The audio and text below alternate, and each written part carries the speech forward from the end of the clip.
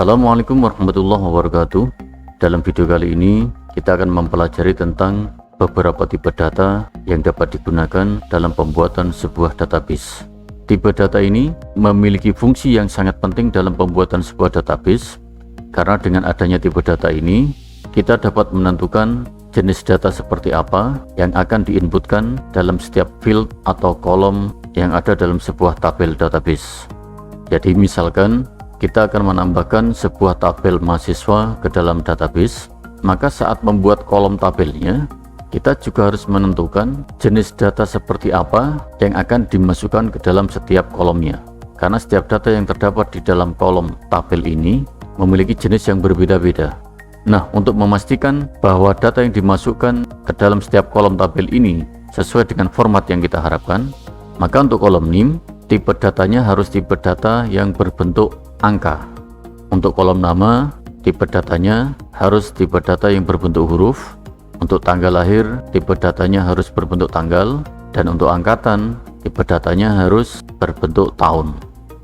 Nah, agar kita dapat menentukan tipe data yang tepat dalam pembuatan sebuah tabel yang ada di dalam database, maka terlebih dahulu kita harus mengetahui tipe data apa saja yang dapat digunakan dalam pembuatan tabel database. Secara garis besar, tipe data yang disediakan untuk pembuatan sebuah tabel database itu dapat dikelompokkan menjadi 3 bagian.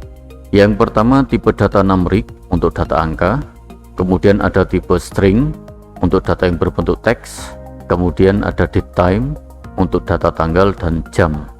Baik, sekarang coba kita pelajari satu persatu jenis tipe data ini. Untuk tipe data numerik, yaitu tipe data yang dapat digunakan untuk angka. Ini ada beberapa tipe data yang dapat kita gunakan. Yang pertama, tipe data integer, di mana tipe data integer ini dapat kita gunakan untuk kolom tabel yang datanya berbentuk bilangan bulat. Untuk tipe data integer ini ada beberapa jenis yang dapat kita gunakan, yaitu tiny int, small int, medium int, dan big int. Nah, sekarang di mana letak perbedaan dari kelima jenis tipe data integer ini? Perbedaannya terletak pada ring atau batasan angka yang dapat dimasukkan ke dalam kolom tabelnya. Untuk tiny int, jika ringnya dimulai dari 0, maka angka maksimal yang dapat dimasukkan adalah 255. Namun jika ringnya dimulai dari angka negatif, maka batasannya mulai minus 128 sampai dengan 127.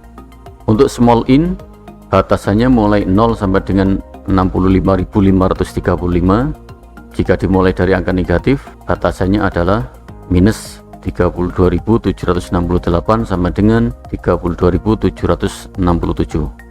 Kemudian untuk medium int, batasannya adalah mulai 0 sampai dengan 16 juta sekian. Sedangkan jika dimulai dari angka negatif, batasannya mulai minus 8 juta sekian sampai dengan 8 juta sekian.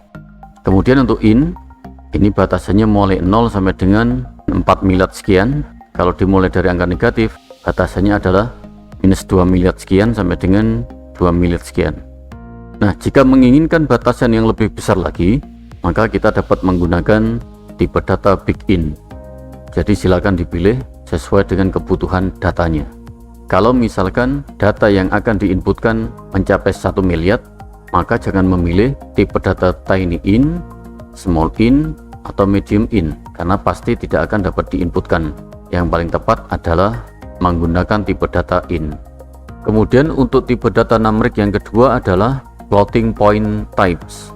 Floating point ini adalah tipe data yang dapat digunakan untuk bilangan pecahan. Ada 2 jenis tipe data yang dapat digunakan, yaitu float dan double. Sama dengan tipe data integer tadi, perbedaan dari kedua jenis tipe data floating ini terletak pada ring atau batasan angka yang dimasukkan ke dalam kolomnya. Untuk batasan tipe data float seperti ini, sedangkan untuk double, ring atau batasan angkanya lebih besar dari tipe data float.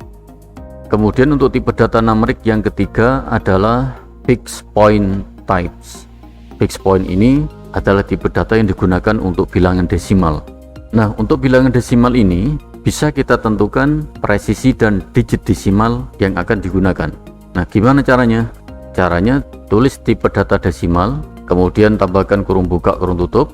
Nah, di dalamnya masukkan jumlah presisi angkanya dan jumlah digit desimalnya. Jadi kalau kita tulis desimal 3,1 seperti ini, maka berarti kita akan menggunakan 3 digit angka dengan 1 digit angka desimal, sehingga batasan minimal angkanya adalah minus 99,9, sedangkan batasan maksimalnya adalah 99,9. Kemudian bagaimana kalau kita masukkan 4 dan 2 seperti ini? Berarti akan ada 4 digit angka yang akan digunakan dan 2 digit angka desimal. Nah sekarang bagaimana kalau angka yang kita masukkan adalah 4 dan 0? Maka berarti akan ada 4 digit angka yang digunakan, namun tidak ada angka desimal yang digunakan, sehingga akan menghasilkan batasan angka seperti ini. Baik, seperti itu pembahasan tentang tipe data numerik.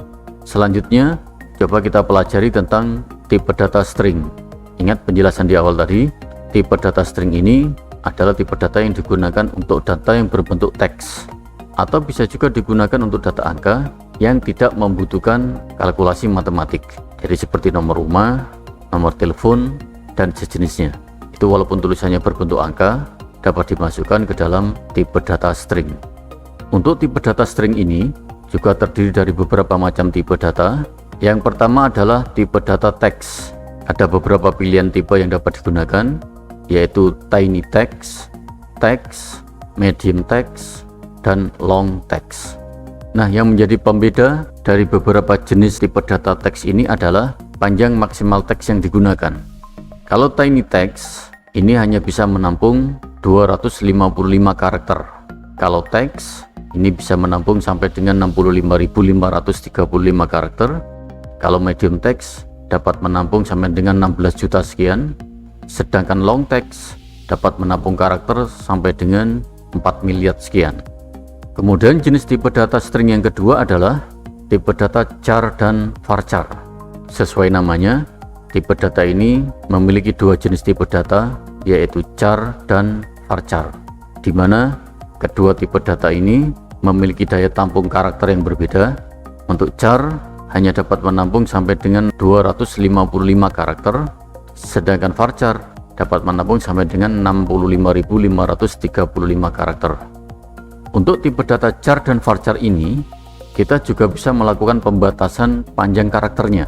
Jadi misalkan kita tulis char 4 atau varchar 4, itu artinya karakter yang digunakan maksimal hanya 4 karakter saja. Sebagai contoh misalnya, kita masukkan 4 karakter yaitu A, B, C, dan D ke dalam sebuah kolom tabel yang tipe datanya char atau varchar yang panjang karakternya dibatasi 4. Maka teks A, B, C, D ini akan bisa masuk ke dalam kolom tersebut.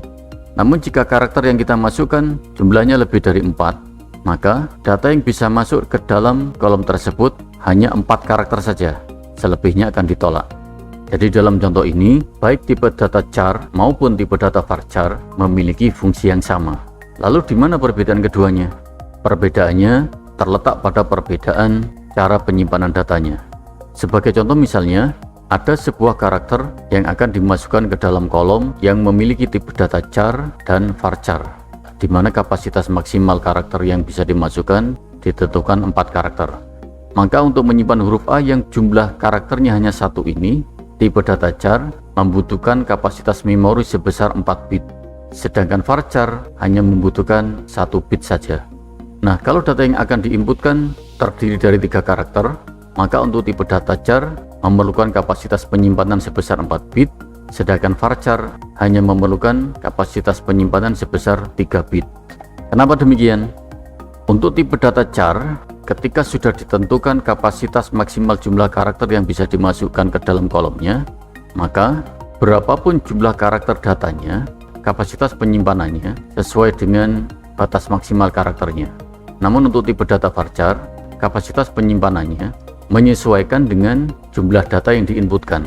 Nah, dari perbedaan penyimpanan ini, maka tipe data char ini lebih tepat digunakan untuk kolom yang jumlah karakter datanya statis atau tidak berubah, seperti nomor induk mahasiswa, nomor induk kependudukan, atau yang sejenisnya. Kalau tipe data varchar, ini lebih tepat digunakan untuk kolom yang jumlah karakter datanya dinamis, artinya bisa berubah, seperti nama, alamat, atau yang sejenisnya. Kemudian berikutnya, Untuk jenis tipe data string yang ketiga adalah tipe data enum. Tipe data enum ini dapat kita gunakan jika kita ingin menentukan string atau teks apa saja yang bisa diinputkan ke dalam sebuah kolom tabel. Sebagai contoh misalnya, dalam kolom jenis kelamin, kita hanya menginginkan data yang masuk di dalamnya hanya teks laki-laki atau perempuan. Maka, dalam kolom jenis kelamin ini, tipe datanya harus menggunakan tipe data enum, sehingga data yang bisa dimasukkan ke dalamnya hanya teks laki-laki atau perempuan. Selain laki-laki dan perempuan, tidak akan dapat dimasukkan ke dalam kolom jenis kelamin. Baik, seperti itu pembahasan tentang tipe data string. Sekarang coba kita pelajari tipe data berikutnya, yaitu tipe data date time. Ada beberapa jenis tipe data yang dapat kita gunakan dalam tipe data date time ini, yaitu tipe data date, date time, time, dan year. Nah, yang perlu diperhatikan jika kita menggunakan jenis tipe data ini adalah format penulisan datanya. Karena jika formatnya tidak sesuai, maka data yang diinputkan akan menghasilkan informasi yang salah.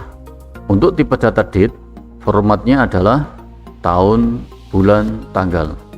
Kemudian untuk date time, formatnya adalah tahun, bulan, tanggal, kemudian jam, menit, dan detik. Kemudian untuk tipe data time, formatnya adalah jam, menit, detik. Sedangkan untuk year, langsung masukkan tahunnya. Baik, seperti itu penggunaan dari tipe data date time. Sebetulnya dari pembahasan berbagai macam jenis tipe data dalam video ini, masih banyak lagi tipe data yang lain yang dapat digunakan di dalam pembuatan tabel database. Nah, untuk itu silakan kunjungi website ini. Di dalam website ini kita akan dapat mempelajari berbagai macam jenis tipe data yang dapat digunakan dalam pembuatan tabel database. Demikian pembahasan tipe data dalam video kali ini. Mudah-mudahan dapat dipahami. Terima kasih. Assalamualaikum warahmatullahi wabarakatuh.